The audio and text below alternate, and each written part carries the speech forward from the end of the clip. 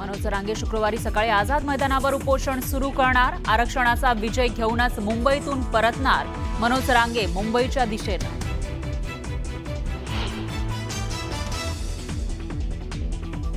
काही राजकीय पक्षांचा मराठा आंदोलकांच्या खांद्यावर बंदूक ठेवून आपला फायदा करण्याचा प्रयत्न। मुख्यमंत्र्यांचं वक्तव्य तर लोकशाहीच्या चौकटी बाहेर कोणीही जाऊ नये, मुख्यमंत्र्यांचं जरांगेंना आवाहन।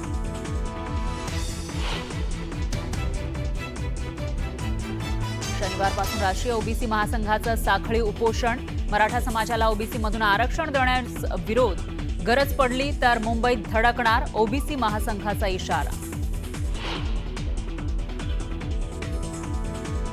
एकनाथ शिंदेंनीही शिवतीर्थावर जाऊन घेतलं राज ठाकरेंच्या गणरायाचं दर्शन। आमच्यातील चर्चा खाजगीच राहू द्या असं म्हणत शिंदेंनी वाढवला सस्पेन्स। काहींना आता स्नेहसंबंध आठवला म्हणत उद्धव ठाकरेंना लगावला टोला।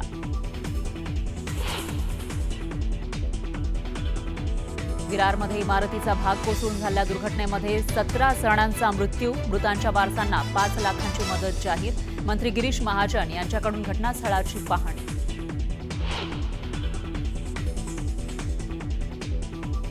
शक्तीपीठ महामार्ग भूसंपादनाचा आदेश पारित। कोल्हापूरला भूसंपादनाच्या आदेशातून वगळलं, फक्त वर्धा ते सांगलीपर्यंतच्या भूसंपादनाला मान्यता।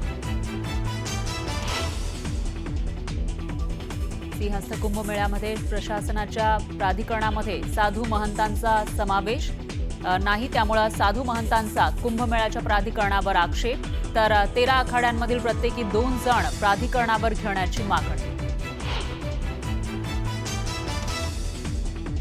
अरुण गवळीला सुप्रीम कोर्टाकडून मोठा दिलासा। कमलाकर जामसंडेकर हत्या प्रकरणामध्ये जामीन मंजूर। 18 वर्षांनंतर अरुण गवळी तुरुंगाबाहेर येणार।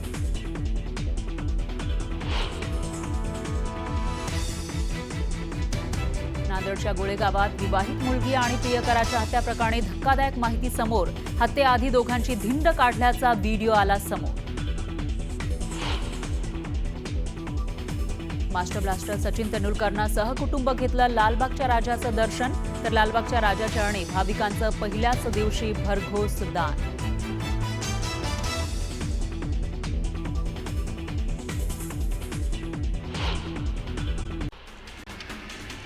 आरक्षणाबाबत कोणावरही अन्याय होऊ देणार नाही असं वक्तव्य मुख्यमंत्री फडणवीसांनी केलंय। तर कोणाचं आरक्षण काढून कोणाला देणार नसल्याचंही ते म्हणाले। लोकशाहीमध्ये सर्वांना आंदोलन करण्याचा अधिकार आहे असं वक्तव्य फडणवीसांनी केलं। तर लोकशाहीच्या चौकटी बाहेर कोणीही जाऊ नये असा इशाराही फडणवीसांनी मराठा आंदोलकांना दिलाय। मराठा समाजासाठी आमच्या काळामध्ये विविध योजना आणल्याचं फडणवीसांनी म्हटलेलं आहे। तर मराठा समाजाचे विविध प्रश्न सोडवणार असल्याचंही फडणवीस म्हणाले। जाणीवपूर्वक 1 दिवसाची परवानगी दिली, 1 दिवसाची परवानगी म्हणजे आमची चेष्टा केली असं मनोज जरांगे पाटील म्हणाले। निर्णय कोर्टाचा नाही, तुमच्या हातात होता, हे सिद्ध झालं असंही जरांगे म्हणाले। बहुमताची सत्ता मराठ्यांशिवाय आली नाही, समाजाच्या वेदना मुख्यमंत्र्यांनी समजून घ्याव्या। गोरगरिबांची मनं जिंकण्याची फडणवीसांना योग्य संधी आहे। फडणवीसांनी या संधीचं सोनं करावं असं मनोज जरांगे म्हणाले। मराठ्यांचा अपमान करू नका, मराठ्यांची नाराजी अंगावर घेऊन काय होईल हे लक्षात घ्या असा इशारा मनोज जरांगे पाटलांनी दिलाय। मराठ्यांविरोधातील आडमोठी भूमिका सोडून द्या असंही जरांगे म्हणाले। मराठ्यांना फडणवीसांकडून अपेक्षा आहेत, आमच्यावर अटी शर्ती घालू नका, मागण्या मान्य होईपर्यंत आंदोलनाची परवानगी द्या अशी मागणी मनोज जरांगे पाटलांनी केली आहे। तुम्ही गोळ्या घातल्या तरी मागे हटणार नाही असा इशारा जरांगेंनी दिला। मराठा आंदोलक मनोज जरांगेंशी चर्चेला तयार असल्याचं वक्तव्य राधाकृष्ण विखे पाटलांनी केलं। तर जरांगेंचा गैरसमज झाला असेल तर दूर करणार असंही विखे पाटील म्हणाले। दरम्यान त्यांनी शांततेच्या मार्गाच्या आंदोलनांना कौतुक सुद्धा केलेलं आहे। शनिवारपासून नागपूरमध्ये राष्ट्रीय ओबीसी महासंघ उपोषण करणार आहे। ओबीसीतून मराठा आरक्षण देण्यास विरोध करण्यात आलाय। तर उपोषणातून नागरिकांमध्ये जनजागृती केली जाणार आहे। मराठा आंदोलक मनोज जरांगेंनी शिवनेरी किल्ल्यावर दर्शन घेतलं। दर्शनानंतर मनोज जरांगे आंदोलकांसह मुंबईच्या दिशेने रवाना झाले। उद्या ते मुंबईच्या आझाद मैदानामध्ये आंदोलन करणार आहेत। नंदुरबारच्या मराठा समाजानं मनोज जरांगेंच्या आंदोलनाला पाठिंबा दिलाय।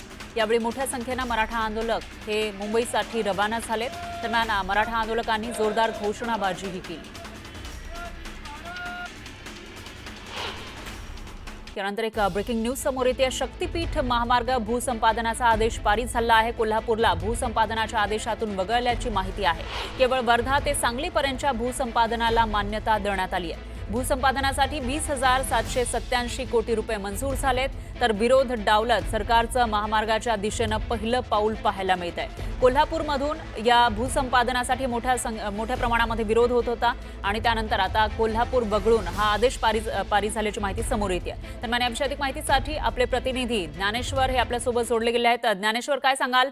आता आदेश पारित झाला आहे, याचा अर्थ भूसंपादन केलं जाईल, नेमकं आदेशात काय म्हटलंय?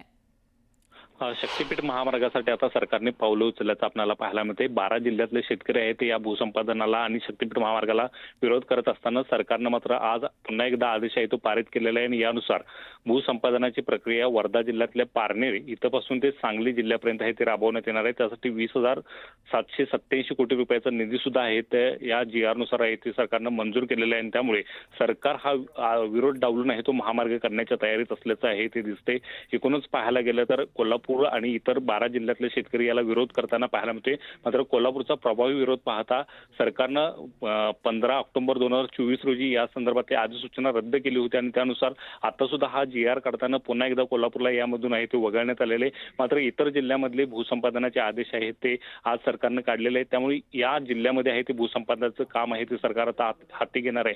मात्र एकूणच पाहायला गेलं तर या संपूर्ण 12ही जिल्ह्याचा आहे तो या शक्तीपीठला विरोध होता आणि त्या संदर्भातले वारंवार आंदोलन सुद्धा या सगळ्या परिसरामध्ये झाले होते। मात्र या जिल्ह्यांना यामध्ये वगळले नाही, केवळ कोल्हापूरला वगळले। त्यामुळे कोल्हापूर वगळता इतर जिल्ह्यापर्यंतची कामं रेटण्याचा प्रयत्न आहे तो सरकार करताना पाहायला मिळते आणि कोल्हापूरसाठी पर्यायी मार्ग आहे तो शोधण्याचा प्रयत्न आहे तो सरकारच्याकडून या ठिकाणी केला जातो। शेतकऱ्यांचं जादा नुकसान होणार नाही या दृष्टीने आहे तो हा महामार्ग आखणीचे आदेश आहे ते रस्ते विकास महामंडळाला या आदेशाने देण्यात आलेले। त्यामुळे एकूणच पाहायला गेलं तर शक्तीपीठ महामार्ग आता सरकार त्यासाठी पावले टाकताना पाहायला मिळते। आता विरोधक या संदर्भात काय भूमिका घेतात हेच पाहणं आता महत्त्वाचं असणार आहे। बरोबर आहे ज्ञानेश्वर, धन्यवाद तुम्ही दिलेल्या या सविस्तर माहितीसाठी।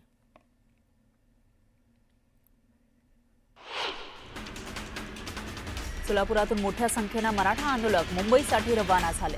मुंबईला निघण्याआधी मराठा आंदोलकांनी सोलापुरात रॅली काढली। यावेळी मोठ्या संख्येनं मराठा नागरिक आंदोलनात सहभागी झाले।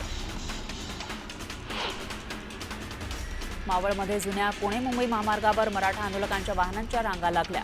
मुंबईला जातानाचं दृश्य कॅमेऱ्यात कैद झालं आहे। उद्या मुंबईच्या आझाद मैदानावर जरांगेंच्या नेतृत्वात आंदोलन होणार आहे। नाशिक जिल्ह्यातून मोठ्या संख्येनं मराठा आंदोलक मुंबईतील आंदोलनामध्ये सहभागी होणार आहेत।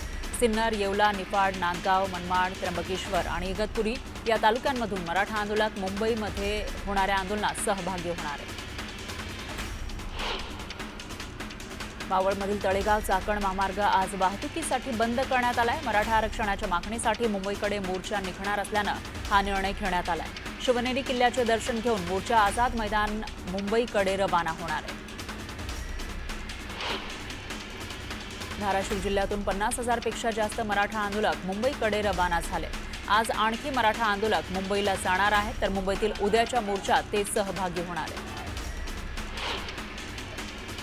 सोलापूरमधून सुद्धा मोठ्या संख्येनं मराठा आंदोलक मुंबईला जाणार आहेत। उद्याच्या मुंबईच्या आझाद मैदानातील आंदोलनामध्ये सहभागी होणार आहेत। दरम्यान रेल्वेनं मुंबईला जाताना मराठा आंदोलकांनी जोरदार घोषणाबाजी केली। आरक्षण घेतल्याशिवाय मुंबईतून परत फिरणार नाही असा निर्धार जुन्नरमधील मराठा आंदोलकांनी केलाय, तर सरकार आंदोलनासाठी परवानगी वाढवून देणार असल्याचा विश्वासही आंदोलकांनी व्यक्त केलाय। जुन्नरमधून मोठ्या संख्येनं मराठा आंदोलक मुंबईच्या आंदोलनात सहभागी होण्यासाठी निघाले। धाराशिव जिल्ह्यातून मोठ्या संख्येनं मराठा आंदोलक मुंबईसाठी रवाना झाले। उद्या होणाऱ्या जरांगेंच्या आंदोलनामध्ये ते सहभागी होणार आहेत, तर आरक्षण घेऊनच परतणार असा निर्धार मराठा आंदोलकांनी केलाय।